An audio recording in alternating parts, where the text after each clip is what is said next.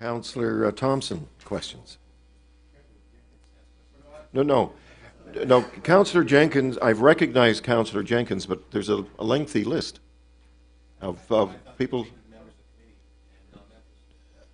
Well, we've been bouncing back and forth. Question, Mr. Chair. Thank you. All right, we brought it into committee, so technically, you know, it's in front of members of the committee, but you know, the chair is generous. I'm at your pleasure, Mr. Chair. And so I've opened it up to all the members who are around this table. And so that's why whoever gets the hand up first gets to ask the question. Terrific, Mr. Chair. I follow your guidance. Can someone define for me what is a strata plan? That's a planning decision, not a real estate decision. I'm sorry, another councillor was talking to me on side here. I was simply asking if someone would define what a strata plan is, the definition of that. Sure. In fact, it's quite interesting that people are banding around the word strata plan as if it's a novel idea.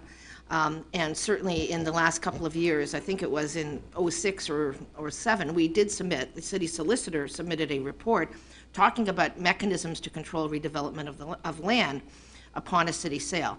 And certainly our view was, and I very openly and happily say, as I did then to Councillor Walker, that if at the time of the sale, what the city is wanting to do is to ensure that only a certain portion of the land could be built upon, then it's very easy to simply only sell that portion of land that the city wishes to see developed. And the city is sufficiently lucky that under the Planning Act, it's not constrained as other private individuals are from severing land. So essentially, the city and certain other government agencies, such as, of course, the province and the feds, can simply take a pencil and we can draw lines on a map wherever we want. On a piece of property we own, we can cut it this way, we can cut it that way, we can cut it that way. And I'll give you an example of how complicated it can get. A strata simply means a layer or a piece. If you think to the northeast corner of York Mills and Yonge, where the bus station is, I did that 20 years ago with strata sales, and it looks like a Rubik's Cube in title, essentially. So we've used strata plans for a long time for different purposes, and it's just recently that in terms of discussing how to control what is developed on a piece of property being sold by the city, that was one recommendation that we had made, which we felt was very supportable as the vendor of land, that is probably not going to be a subject to a successful challenge. So by that, do I take it to mean then that there isn't one specific element of a strata plan? There could be elements to it, like could be part 1, part 2, part 3. Is that? We have strata plans with hundreds of parts on them. Oh, really? Okay. We don't like them, but they do exist. I mean, and for instance, York Mills is one where we have the regional station, the TTC, escalators for easements, all kinds of things. Right, so if I can just borrow your analogy that you utilized earlier with respect to the pencil and using it to draw lines and so on in terms of strata plan, and the question that Councillor Stintz has asked with respect to Councillor Walker's motion and the strata plan and putting that into the draft plan, if you will. Your notion is simply that this is not something that we should do at this time because we're prejudging and we're making decisions for council. Is that what you're saying? For potentially either this or a future council. Right. Because the property is not currently up for sale and there is no transaction in front of you. Right, but if one wants to reflect the community's desire based on the number of years of consultation and so on, which is what Councillor Walker is hoping to reflect in what's in front of us and what he's asking us to approve, how might you suggest then that Councillor Walker fine-tune or refocus his or amend his motion to reflect the community's desire and his intent on behalf of the community?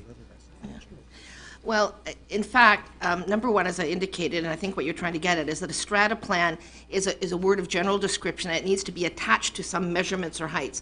I think what Councillor Walker's motions would do is, because it talks about a strata plan to implement the objectives of the plan, and because there are heights set out in it, I think it would be interpreted to mean that the strata would be defined in accordance with the heights in the zoning bylaw. I'm not concerned about that. I wasn't suggesting. The words in and of themselves don't have a lot of meaning, but if you tie them back to the zoning bylaw, they would. And that's the intent. Right, so Councillor Walker has just stated that's his intent. I'm just wondering reflectively, what is possible, what can be done now to address his concerns and your concerns so that we would have something that reflects what the community's desire, which I think most members around this particular horseshoe are supportive of ensuring that the community's interest is protected. I'm afraid that I have a disagreement generally with what Councillor Walker is attempting to do because I think it's premature. I think that what the motions that he's made would, if they were adopted, implement what he hopes to achieve. Now, the notion of a fairness monitor has been brought forward by Council Walker, both to when I chair the TTC Property Management Committee and dealing with TTC staff, and I know it's been around the community for quite some time, which I understand the community supports. What, in essence, is improper or wrong with this request through this motion? Well, again, it's not that it's wrong. It's not that it's improper. I haven't suggested that it is. What I'm suggesting, it's premature until the method of the sale of the land is set. You don't know whether it's going to be an RFP. You don't know whether it's going to be a direct negotiation until that whole issue of how the disposal of the land is to be conducted. It's simply premature. But does it really matter? The fact of the matter is that having someone as a fairness monitor who is going to make the decision pending whatever process you take in order to disposal of the land, does that matter? It does matter because a fairness monitor is only appropriate where you're having, for example, a competitive process.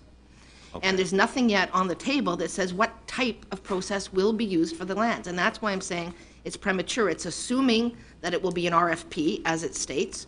And Right. a fairness monitor only makes sense when you have an RFP or some other type of competitive process. There are other ways to sell a piece of land. Okay. Thank you, Mr. Chair. Okay, Councillor Milchin. Thank you, Mr. Chair.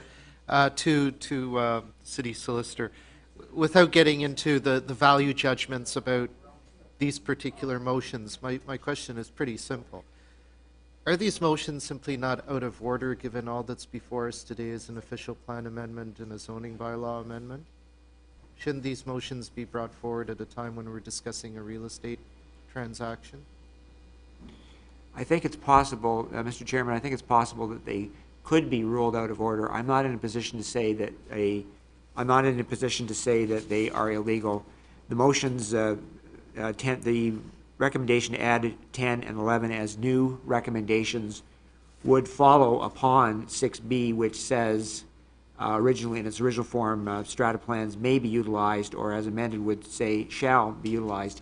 If that is going to be adopted as an official plan provision, then these others, although you've heard full comments on why it's premature, in our view, would follow upon that. So while the choice could be, no, we're not going to get into this, it would mean taking out 6B as well as not going ahead with 10 and 11. I can't go so far as to say that 6B is illegal. And if you do adopt that in its original form or as modified, then 10 and 11 would follow.